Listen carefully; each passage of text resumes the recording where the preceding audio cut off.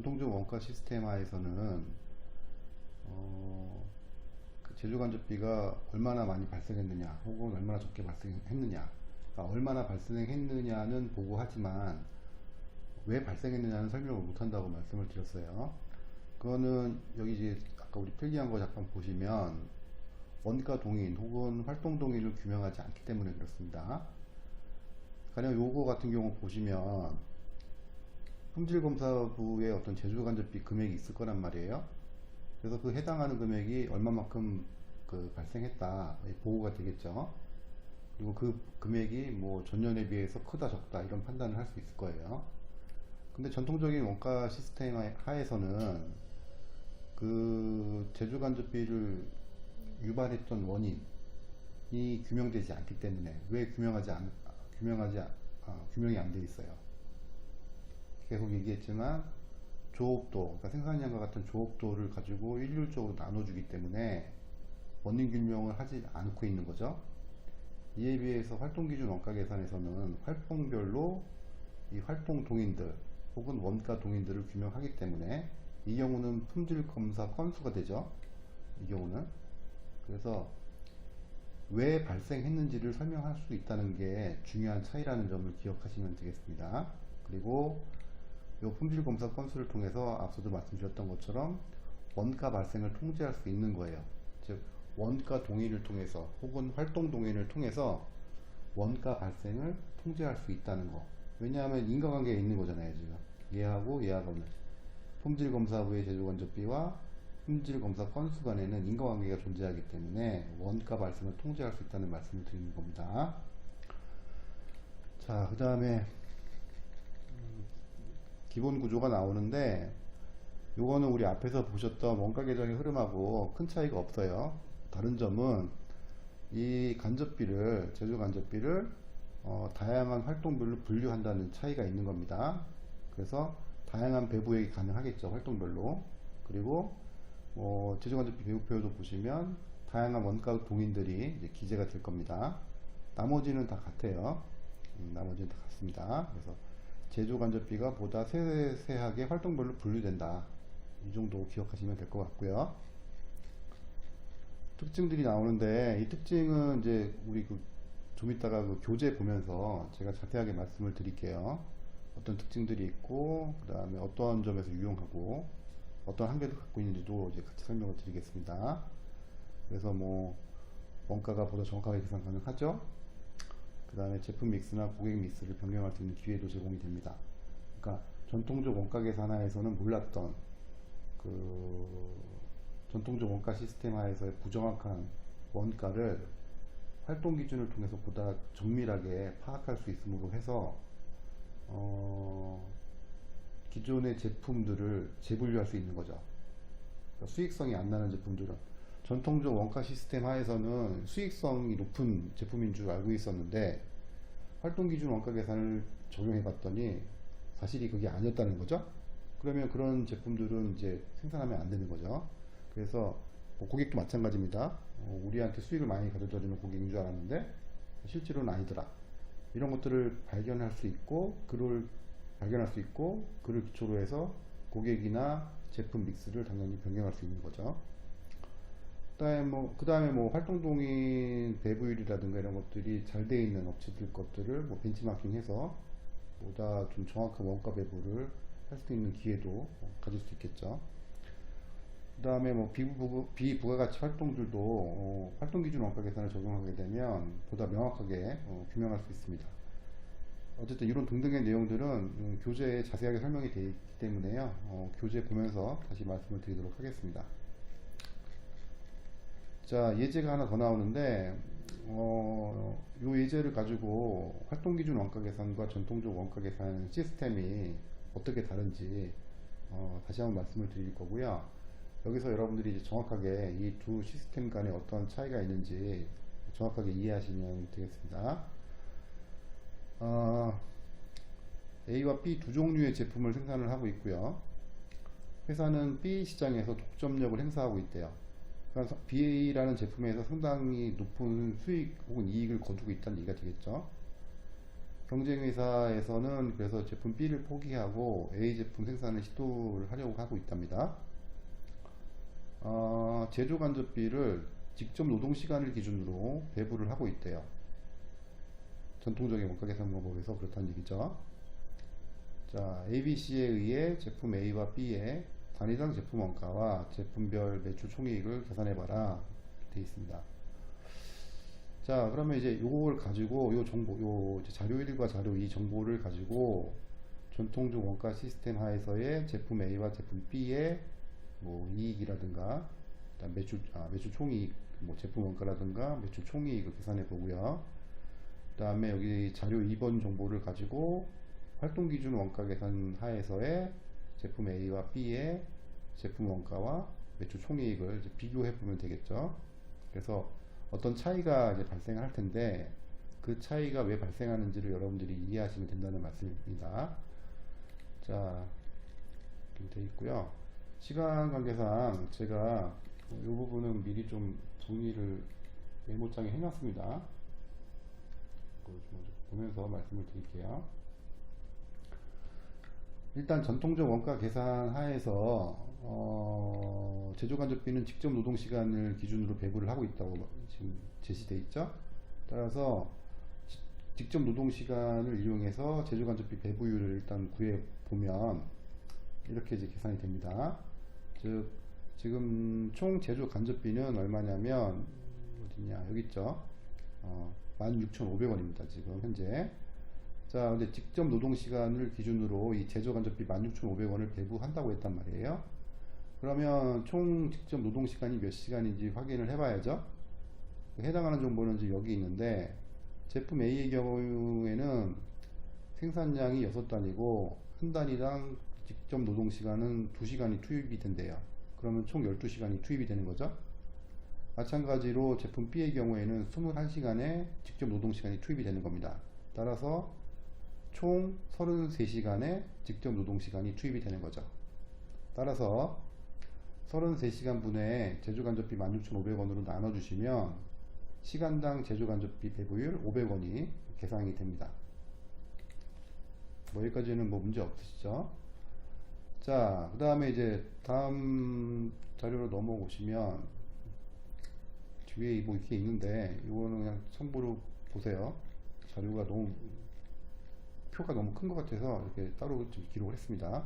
다만 여기 여러분들 자꾸 오타가 있는데 죄송합니다. 여기 어디 갔냐? 이게 지금 매출 총이익이 3,200원이 아니죠? 3,800원입니다. 합계액은 맞아요. 이거 제가 좀 타이핑하면서 오타가 있었어요. 이거 좀 고쳐주세요, 여러분들.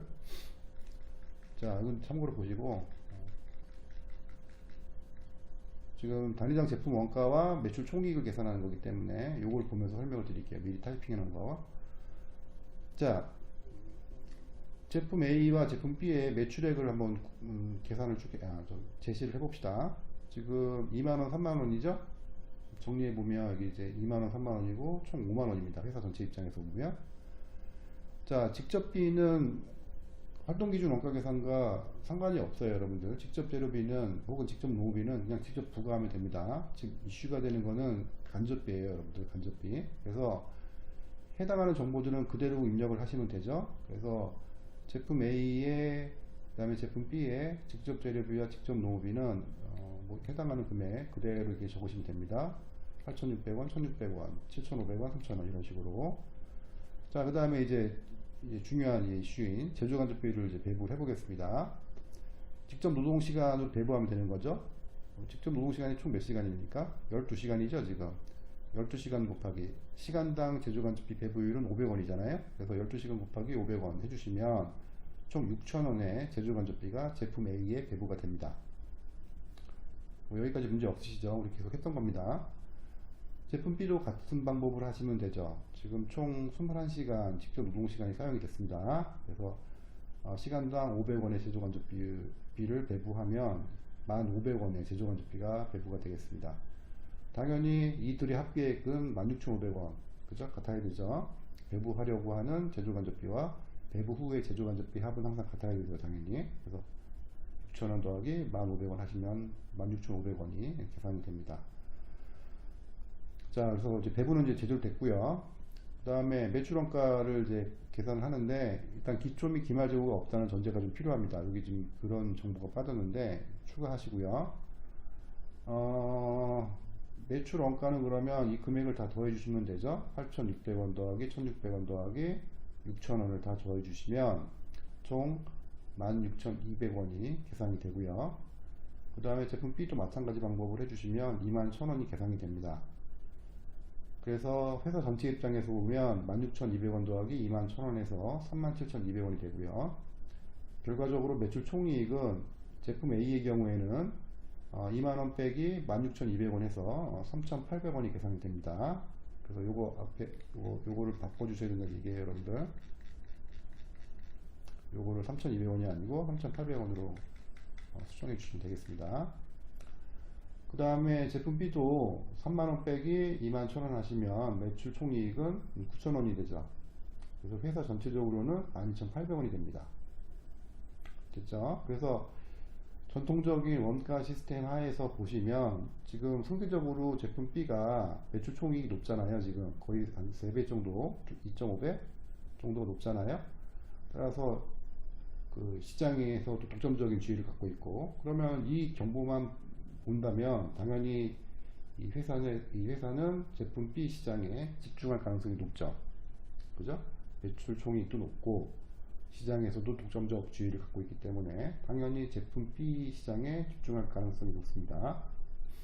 자, 그런데 이거를 이제 활동기준 원가 계산을 적용해서 다시 제조간접비를 재계산을 해보면, 자, 매출액은 지금 같죠? 그 다음에 직접비도 같습니다. 달라지는 거는 이 제조간접비만 달라지는 거죠. 근데 지금 보시면 제조간접비를 직접 노동시간으로 나눠서 직접 노동시간당 제조간접비 해서 제조간접비 배분율을 계산하는 게 아니고 활동별로 분류한 후에 제조간접비를 활동별로 분류한 후에 활동별로 활동동일 혹은 원가동일을 다 계산을 하는 겁니다. 자, 그래서 여기 보시면 준비활동, 그러니까 제조간접비가 총 16,500원이 발생을 했는데 이 제조간접비는 크게 이런 4가지 활동으로 분류가 되더라 라는 겁니다. 그리고 이 4가지 활동으로 원가를 제조간접비를 재분류해 봤더니 4,000원, 6,000원, 2,500원, 4,000원에서 16,500원, 기존의 제조간접비 16,500원이 이런 식으로 이런 활동들로 분류가 된다라는 거고요. 그리고 이 활동들의 활동 동인율 혹은 원가 동인율을 계산하기 위해서 이 활동들의 총 건수들을 계산을 하는 거죠. 혹은 조사를 하는 거죠. 그래서 400건, 300건, 500건, 200건의 총 활동 건수 혹은 원가 동인 건수를 지금 계산을 한 겁니다. 자, 이걸 각각 나눠주시면 즉 400건 분의 4,000원, 3,000건 분의 6,000원 이런 식으로 나눠주시면 활동 동인율 혹은 원가 동인율이 계산이 되는 거죠. 그죠? 그러면 이 활동 동인율 혹은 원가 동인율을 이 각 제품 A와 제품 B의 건별로 곱해 주시면 활동 기준 원가 계산 하에서의 제조간접비가 배부가 각각 이루어지는 겁니다. 자, 그래서 여기 보시면 활동 동인율 혹은 원가 동인율이요. 준비 활동의 경우에는 400건 분의 4,000원이어서 건당 10원이고요. 검사 활동의 경우에는 300건 분의 6,000원이니까 20원입니다. 같은 방법으로 처리 활동, 주문 활동은 활동 동인율 혹은 원가 동인율이 5원, 그리고 20원입니다. 각각. 자, 그 다음에 제품 A와 제품 B가 각각 몇 건의 활동이 있었는지 조사해 봤더니 제품 A는 총 50건이, 각각 다 좀 동일하게 50건이죠. 제품 B는 뭐 350건, 250건 이렇게 있습니다. 그래서 건별로 원가 동인율 혹은 활동 동인율을 곱해 주시면, 즉 50건 곱하기 10원, 그죠? 이렇게 다음에 350건 곱하기 10원 이런 식으로 각각 계산을 해주시면 됩니다. 그래서 500원, 3,500원, 1,000원, 5,000원, 250원, 2,250원, 1,000원, 3,000원 해서 다시 재분류를 해주는 겁니다. 지금 제조간접비를 해줬더니 제조간접비가 제품 A의 경우에는 500원, 1,000원, 250원, 1,000원 해서 총 2,750원이 배부가 되는 거고요. 제품 B 역시 마찬가지 방법으로 배부했더니 13,750원의 제조간접비가 배부가 되는 겁니다. 자, 그러면 매출 원가는 직접 재료비, 직접 농업비, 제조간접비를 다 더해주시면 되죠. 결국 8,600원, 1,600원, 2,750원을 다 더해주시면 제품 A의 경우에는 12,950원이 계산이 되고요. 제품 B의 경우에는 24,250원이 계산이 됩니다. 되셨나요? 예. 자, 여기 보시면 회사 전체적으로 보면 매출액, 매출 원가 3,200원, 매출 총익 12,800원, 12,800원, 그죠? 회사 전체적으로 보면 차이가 없어요. 전통적 원가 계산이나 활동기준 원가 계산이나. 다만 제품별로 보면 달라지는 거죠. 지금 보시는 바와 같이. 자, 아까 우리 앞서 전통적 원가 계산에서는 제품 A의 경우에는 매출 원가가 16,200원이었고 이에 따라서 매출 총익이 3,800원이었어요. 근데 지금 매출 원가가 활동기준 원가 계산을 적용했더니 오히려 낮아졌잖아요. 지금 낮아졌고 이로 인해서 매출 총이익은 올라갔죠. 지금 3,800원이었는데 7,050원이잖아요. 지금 그죠? 제품 B도 같은 방법을 했더니 이번에 매출 원가가 오히려 올랐어요. 지금 활동기준 원가 계산을 적용했더니 그리고 이로 인해서 매출 총이익은 오히려 감소했죠. 지금 그죠? 그러면 다시 말씀드리면 전통적 원가 계산 시스템에서의 결과와 정반대되는 결과가 도출이 됐다는 거죠. 제품 B가 독점적 지위를 가지고 있고 시장에서 수익도 높으니 제품 B에 집중하면 될 줄 알았더니 원가 계산이 잘못돼서 잘못된 의사결정을 지금 하고 있는 거죠. 혹은 할 뻔했던 거죠. 여기까지 되셨나요? 자, 이거를 이제 실제로 현업에서 이제 적용할 때는 좀 많이 번거로워요. 시간과 비용이 많이 소요됩니다. 실제로 활동기준 원가 계산을 적용할 때는. 저도 이제 과거에 뭐 통계청과 같은 이제 공공기관에서 이런 활동들, 이런 컨설팅을 한번 해본 경험들이 있는데, 아주 많이 번잡스러워요. 이것들이. 자, 어쨌든, 했더니, 다른 결과가 도출됐고, 잘못된 의사결정을 할 뻔 했는데, 이런 새로운 방법을 적용함으로써 우리가 몰랐던 사실들을 확인하게 된 거죠. 네. 자, 실제로 할 때는 어렵지만 학교에서 할 때는 뭐 그닥 어려운 게 없어요. 여러분들 지금 여기서 전통적인 원가 시스템화에서 제조간접비 배부율 구하는 방법에 따라서 제품 A와 제품 B를 구하시면 되고, 활동기준 원가 계산은 실제로 이런 활동들을 찾아내는 것은 실무에서 할 때는 상당히 어렵습니다. 번잡하고 좀 전에 말씀드렸던 것처럼. 그런데 학교에서 할 때는 이런 활동들이 좀 주어지기 때문에 이 활동에 따라서 활동별로 원가 동입률 혹은 활동 동입률을 구하시고, 그죠? 구하시고 그 제품 A와 제품 B의 건별로 원가 동입률 혹은 활동 동입률을 그냥 곱해 주시면 되는 거예요. 그래서 이렇게 새롭게 제조간접비를 배부해 주시면 되는 겁니다. 되셨나요? 네, 그래서 결론은 전통적 원가 계산 시스템 하에서의 계산 결과와 활동기준 원가 계산 하에서의 그 계산 결과가 충분히 다를 수 있다. 그리고 다르게 되는 이유는 전통적 원가 계산 시스템이 조업도 혹은 생산량이라는 어떤 단일 배부 기준을 가지고 썼을 때 제조간접비를 왜곡해서 제품에 배부할 가능성이 높고, 이에 비해서 활동기준 원가 계산의 경우에는 좀 더 다양한 배부 기준들을 적용함으로써 좀 더 제조간접비의 배부를 전통적인 방법에 비해서는 좀 더 세분화해서 혹은 정밀하게 배부할 가능성이 높기 때문에 보다 정확한 제조간접비의 배부가 가능할 수 있다. 이렇게 정리를 해서 말씀드릴 수 있을 것 같습니다. 자, 뭐 한 이 정도로 일단 보고요. 또 교재 보면서 다시 말씀드리겠습니다.